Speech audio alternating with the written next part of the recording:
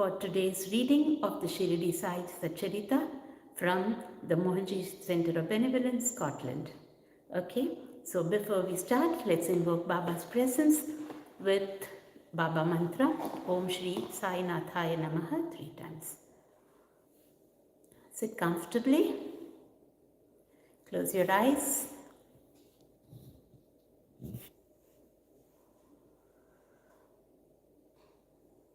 And feel Baba's presence both inside you and outside of you.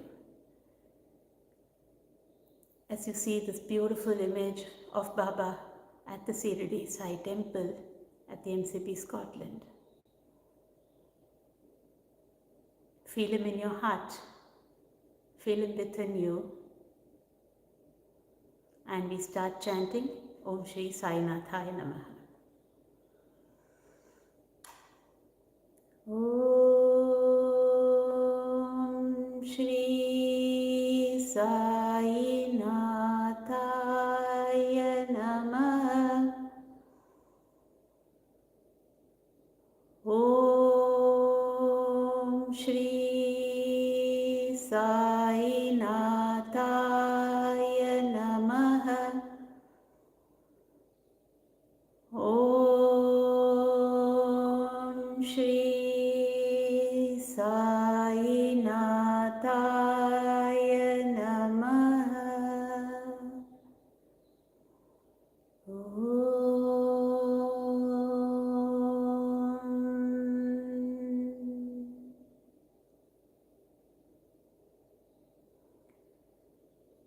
When you're ready, you can open your eyes. So on this auspicious Thursday, which is Baba's Day, we will be reading chapter 8 from the Shirdi Sai Satcharita. As hinted in the last chapter, Hemant Pant now explains at length in his preliminary remarks the importance of human birth and then proceeds to relate how Sai Baba begged his food, how Ijabai served him, how he slept in the masjid with Tatya Kote Patil and Malsapati, and how he loved Kushal Chand of Rahata. Importance of human birth. In this wonderful universe, God has created 84 lakhs, according to Hindu Shastra calculation, of creatures including gods, demigods, insects, beasts, and men, inhabiting heaven, hell, earth, ocean, sky, and other intermediate regions. Of these, those creatures or souls whose merits preponderate go to heaven and live there till they enjoy the fruits of their actions. And when this is done, they are cast down, while those souls whose sins or demerits preponderate go down to hell and suffer the consequences of their misdeeds for as long as they deserve it. When their merits and demerits balance each other, they are born on earth as human beings and are given a chance to work out their salvation. Ultimately, when their merits and demerits both are worked out completely, they get their deliverance and become free. To put the matter in a nutshell, souls get their birth or transmigration according to their deeds and evolvement. Special value of the human body. As we all know, 4 things are common to all the creatures, viz. Food, sleep, fear, and sexual union. In the case of man, he is endowed with a special faculty, viz. Knowledge, with the help of which he can attain God vision, which is impossible in any other species. It is for this reason that gods envy the human species and aspire to be born as men on earth so as to get their final deliverance. Some say that there is nothing worse than the human body, which is full of filth, mucus, phlegm, and dirt, and which is subject to decay, disease, and death. This is true to a certain extent, but in spite of these drawbacks and defects, the special value of the human body is that man has got the capacity to acquire knowledge. It is only due to the human body or on account of it that one can think of the perishable and transitory nature of the body itself and of the world and have aversion for sense enjoyments and can discriminate between the unreal and the real and thus attain God vision. So, if we reject or neglect the body because it is filthy, we lose the chance of God vision, and if we indulge it and run after sense enjoyments because it is precious, we go to hell. The proper course, therefore, for us to pursue is the following: that the body should neither be neglected nor fondled, but should be properly cared for. Just as a traveler on horseback takes care of his horse on the way till he reaches his destination and returns home. Thus, the body should ever be used or engaged to attain God vision or self realization, which is the supreme end of life. It is said that though God created various kinds of creatures, he was not satisfied, for none of them was able to know and appreciate his work. So he had to create a special being, man, and endure him with a special faculty, viz. Knowledge. And when he saw that man was able to appreciate his Leela, marvelous work and intelligence, he was highly pleased and satisfied. So, really, it is fortunate to get a human body. Better still, to be born in a Brahmin family. And best, to get an opportunity of being close to Sai Baba's feet and surrendering to him. Man's endeavor. Realizing how precious human life is and knowing that death is certain and may snatch us at any time, we should be ever alert to achieve the object of our lives. We should not make the least delay, but make every possible haste to gain our object, such as a king leaves no stone unturned to seek his lost son. So, with all earnestness, we should strive to attain our end, that is self-realization.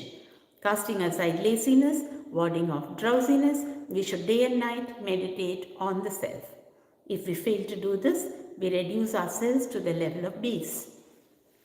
How to proceed? The most effective and speedy way to gain our object is to approach a worthy saint of sage, Sadguru, who has himself attained God vision. What cannot be achieved by hearing religious discourses and study of religious texts is easily obtained in the company of such worthy souls. Just as the sun only gives light, which all the stars put together cannot do, so the Sadguru alone imparts spiritual wisdom which all the sacred books and sermons cannot do. His movements and simple talks give us silent advice. The virtues of forgiveness, calmness, disinterestedness, charity, benevolence, control of mind and body, egolessness, etc. are observed by the disciples as they are being practiced in such pure and holy company. This enlightens their minds and lifts them up spiritually. Sai Baba was such a sage or Sadguru. Though he acted as a fakir, mendicant, he was always engrossed in self. He always loved all beings in whom he saw God or divinity. By pleasures, he was not elated. He was not depressed by misfortunes. A king and a pauper were the same to him. He, whose glance would turn a beggar into a king, used to go begging food from door to door in Shirdi, and let us now see how he did it.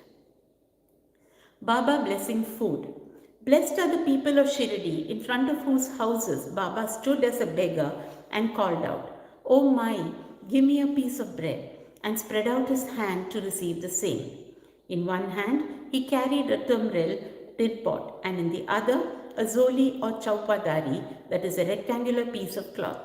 He visited certain houses daily. Liquid or semi-solid things such as soup, vegetables, milk or buttermilk were received in the tin pot, while cooked rice, bread and such solid things were taken in the zoli. Baba's tongue knew no taste as he had acquired control over it. So how could he care for the taste of different things mixed up together? Whatever things he got in his zoli and in the tin pot were mixed together and partaken by Baba to his heart's content.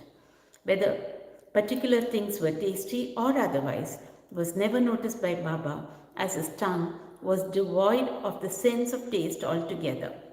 Baba begged till noon, but his begging was very irregular. Some days he went a few rounds and on other days up to 12 noon. The food thus collected was kept in a kundi, that is, earthen pot. Dogs, cats, and crows freely ate from it, and Baba never drove them away. The woman who swept the floor of the masjid took some 10 or 12 pieces of bread to her house, and nobody prevented her from doing so. How could he, who even in dreams never warded off cats and dogs by harsh words and signs, refuse food to poor helpless people? Blessed indeed is the life of such a noble person. People in Shirdi took him in the beginning for a mad fakir. He was known in the village by this name. How could one who lived on alms by begging a few crumbs of bread be revered and worshipped? But this fakir was very liberal of heart, detached and charitable. Though he looked restless from outside, he was firm and steady inside. His way was inscrutable. Still, in that small village, there were a few kind and blessed people who recognized and regarded him as a great soul. One such person's account is given below. Baijabai's brilliant service. Tatyakote's mother, Baijabai, used to go to the woods every afternoon with a basket on her head containing bread and vegetables. She roamed in the village in the jungle's course about 3 miles up, course after course, trampling bushes and shrubs in search of the mad fakir, and after finding him, fell at his feet. The fakir sat calm and motionless in meditation while she placed a leaf before him, spread her things, eatables, bread, vegetables, etc. thereon, and fed her. Wonderful was her faith and service. Every day she roamed at noon in the jungles and insisted upon Baba to partake of the lunch. Her service, upasana or penance, by whatever name we call it, was never forgotten by Baba till the end. Remembering fully what service she rendered, Baba benefited her son significantly. Both the son and the mother had great faith in the fakir, who was their god. Baba often said to them that fakiri, mendicancy, is real, lordship, riches, is transient. After some years, Baba stopped going into the woods and began to live in the village and take his food in the masjid. Thus, by Jabai's troubles of roaming in the jungles ended. Dormitory of Trio. Ever blessed are the saints in whose heart Lord Vasudeva dwells, and fortunate indeed are the devotees who get the benefit of the company of such saints. Two such fortunate fellows, Tatyakote Patil and Bhagat Malsapati, equally share the company of Sai Baba. Baba also loved them both. These three persons slept in the masjid with their heads towards the east, west, and north, and with their feet touching one another at the center. After spreading their beds, they lay on them, chit-chatting and gossiping till late at night. If any of them showed any signs of sleep, others would wake him up. For instance, if Tatya began to snore, Baba at once got up and shook him from side to side and pressed his head. If it was Malsapati, he pulled him close, stroked his legs and patted his back. In this way, for a period of 14 years, Tatya, leaving his parents at home, slept in the masjid on account of his deep love for Baba. How happy and never to be forgotten were those days. How to measure that love and how to value the grace of Baba. After the passing away of his father, Tatya took charge of the household affairs and began to sleep at home. Kushal Chand of Rahata. Baba loved Ganpat Kote Patil of Shirdi. He loved Chandraban Sheth Marwadi of the Rahata family equally. After the demise of the Sheth, Baba loved his nephew Kushal Chand equally or perhaps more and looked after his welfare day and night. Sometimes in a bullock cart, at other times in a tonga with intimate devotees, Baba went to Rahata. People of that village would come out with band and music and receive Baba at the gate of the village and prostrate before him. Then he was taken into the village with great honor and ceremony. Kushal Chand took Baba to his house, seated him on a comfortable seat and gave him a good meal. Then they talked freely and merrily for some time, after which Baba returned to Shirdi, giving delight and blessings to all. Shirdi is midway and equidistant from Rahata on one side, the south, and Nimgaon on the other, north. Baba never went beyond these places during his lifetime. He never saw any train nor travelled by it. Still, he knew exactly the timings of arrivals and departures of all trains. Devotees who acted according to Baba's instructions given at the time of taking his leave fared well, and while those who disregarded them suffered many a mishap and accident. More about this and other matters will be told in the next chapter. Bow to Shri Sai, peace be to all. Om Sai Ram.